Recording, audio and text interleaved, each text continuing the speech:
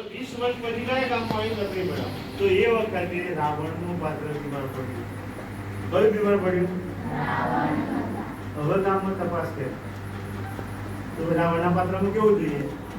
દારૂ પીતો હોય, દિવસે વચપચ પડીકો ખાતો હોય, ગોળો ખાતો હોય બરફનો, પાણીપુરીમાં હાથ નાખેલો હોય, ભલે એને શરદી થઈ ગઈ હોય તો શરદી વાળો અંદર પડી જતું હોય. હવે વિરુદ્ધ ના ખાતા તમે અને એ લોકો અહીંયા કમાણી કરીને મોટા મોટા મકાનો બનાવે છે. આપણે એમની રોજી પણ એ નથી, પણ એ ખરાબ વસ્તુ છે. તમે ઘડીક પર તમે મમ્મીને કહો તમે એ પૂરી બનાવી આપે, સરસ મજાની પૂરી કહી આપે, પણ એ ખરાબ પાણીથી આપણું શરીર બગડે. તો તપાસ કરી તો કેવો વ્યક્તિ જોઈએ? ગાળો બોલતો હોય, લુચ્ચો હોય, ચોરી કરતો હોય, લાઈટનો બેફામ ઉપયોગ કરતો હોય, કોઈનું કયું ના માનતો હોય, શાળામાં તોડફોડ કરતો હોય, આ બોર્ડ સાહેબ નાખે તો પેલો અડતું હોય, નહીં અડકવાનું તો પેલો અડકતું હોય, એ બધા ખરાબમાં આવે. લાઈટ બંધ ના કરે, કૂકની પેન્સિલ કાઢી દે અંદર, નીચે કાઢી દે, આ પાણીની બોટલ સીધી હોય તો મારી કે આને ફેંકી દે, બીજાની પાછળ દોરી પર દે, ટકોરી મારે, આ બધા ખરાબ વૃત્તિના એ ધીમે ધીમે ધીમે ધીમે એવા ખરાબ થાય. એવો ખરાબ વ્યક્તિ શોધ્યો એ ખૂણામાં ખેતરના કિનારે વ્યવસ્થિત દારૂ પી અને પડી રહેલો.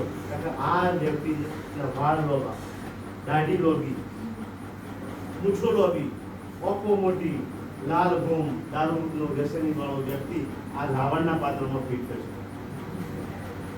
મળી ગયો, તૈયાર કર્યું.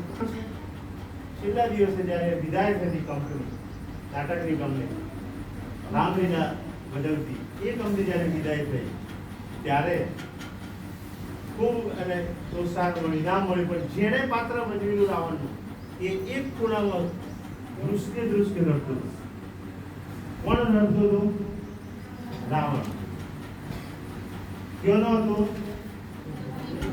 એ જ ગામનો એક લકડી પડ્યો અને ખૂણામાં રડતું હતું. અને પેલા બધા આટલું સરસ તમે પાત્ર ભજવ્યું તો કેમ રડે છે બીજું? ત્યારે પછી એને ઘણું સાંત્વના આપી, આશ્વાસન આપ્યું. શું થયું? ત્યારે એને માઇક આપ્યું અને માઇક પર એને બોલાવ્યું કે 20 વર્ષ પહેલો આ જ નાટકની કંપની મારા ગામમાં લકડીપણામાં આવી ત્યારે હું રામનું પાત્ર ભજવવાનો લાયક હતો. કેવો હતો? રામનું. અને 20 વર્ષ પછી એવી મને ખરાબ સોબત મળી, એવા ખરાબ લોકો મળ્યા. મારા મમ્મી પપ્પા ઘરમાં દારૂ પીતા એટલે હું દારૂ પીતો થયો. મારા કાકા પીતા હતા, મમ્મી પપ્પા આનું વ્યસન કરતા એટલે હું આ રવાડે ચડ્યો અને આજે હું એટલો ખરાબ પાયમાન થઈ ગયો. આજે રાવણ જેવી વૃત્તિવાળો રાવણનું પાત્ર મને ભલે તમે તાળીઓ પાડી પણ હું ક્યાંથી ક્યાં પહોંચી ગયો? રામના પાત્રમાંથી ક્યાં પહોંચી ગયો? આ રાવણ ક્યારે બનાય? જો સુટેવનું ઘડતર ન કરીએ તો. આપણી એક નાની સુટેવ, સારી ટેવ, સારી પ્રવૃત્તિ એ આપણને એક મહાન વ્યક્તિ બનાવે છે. આ દુનિયાને ફાયદાકારક છે, ઉપયોગી થાય છે. અને એક ભ્રષ્ટ વૃત્તિ, ભ્રષ્ટ દ્રષ્ટિકોણ આપણને પેટ્રોલની લાઈનમાં ઊભા કરી દે છે.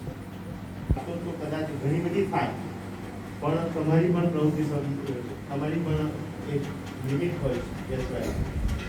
એટલે હું સરસ મજાનું જીવન જીવો.